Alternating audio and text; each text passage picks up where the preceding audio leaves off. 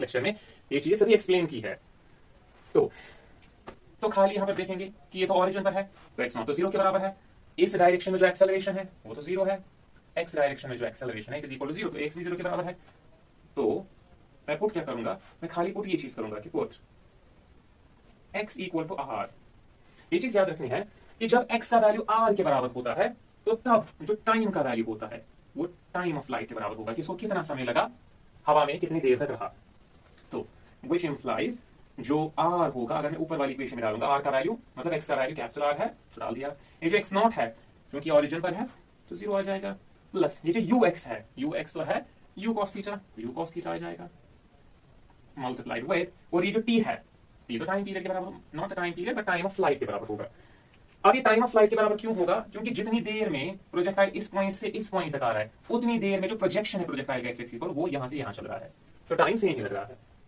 Plus और यहां पर भी जीरो आ जाएगा क्योंकि एक्सेलरेशन जीरो के बराबर है। तो रेंज का वैल्यू कितना आ रहा है, तो मैं लिखूंगा कि रेंज का value you cos theta into time of light के बराबर है। तो इससे मुझे ये पता चला कि अगर मुझे रेंज निकालनी है मुझे पहले टाइम ऑफ लाइट निकालना होगा।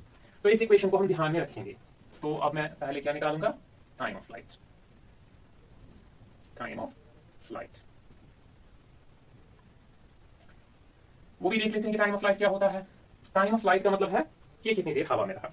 हम यहां पर ये चीज भी नोटिस करते हैं कि ये जो ट्रैजेक्टरी है प्रोजेक्टाइल की ये इसके इर्द गिर्द सिमेट्रिक है, जो हाईएस्ट पॉइंट है। तो इससे हमें मतलब ये आइडिया आ रहा है कि जितना टाइम प्रोजेक्टाइल को लगेगा लोवेस्ट पॉइंट से हाईएस्ट पॉइंट तक जाने में, इसको बोलते हैं टी सब ए। टी सब ए का मतलब होता है टाइम ऑफ एसेंट। जितना इसको लगा लोवेस्ट पॉइंट से हाईएस्ट पॉइंट तक जाने में उतना ही टाइम इसको लगेगा हाईएस्ट पॉइंट से लोवेस्ट पॉइंट तक आने में, इसको बोलते हैं टाइम ऑफ डिसेंट।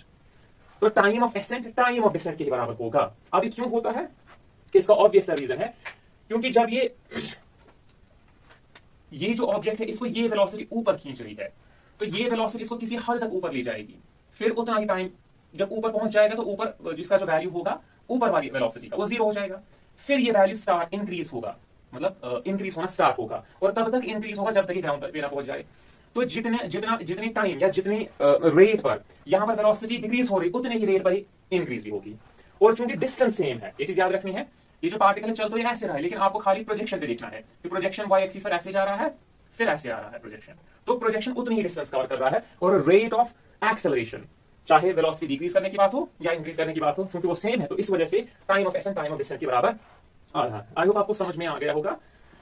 तो ये इक्वेशन हम यहां पर ध्यान में रखेंगे।